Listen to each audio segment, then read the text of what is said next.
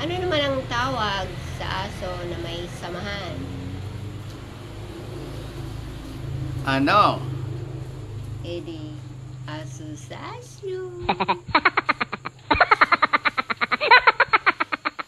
Hello po. Good evening. Welcome back to Good Mamay evening, Pamay. Vlogs. Vlogs.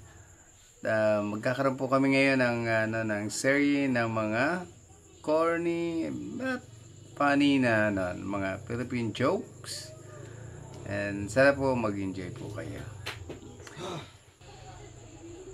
Bakit masarap ang donut? Bakit? Kasi sweet hole.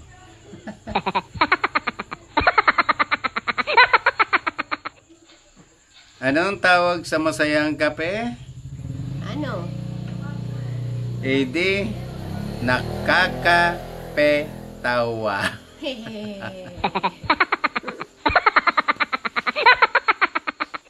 Ano naman ang isdang mahilig sa mat? Ano? Di aduda. Weh. Bakit di makapag-shopping ang kalabaw? Bakit? Kasi baka makerebaw.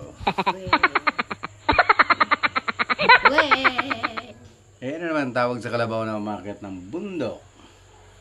Ano? Di adventure. Ayan, sana po nag-enjoy po kayo at napasaya po namin ang araw ninyo. Hanggang sa muli po. Maraming salamat.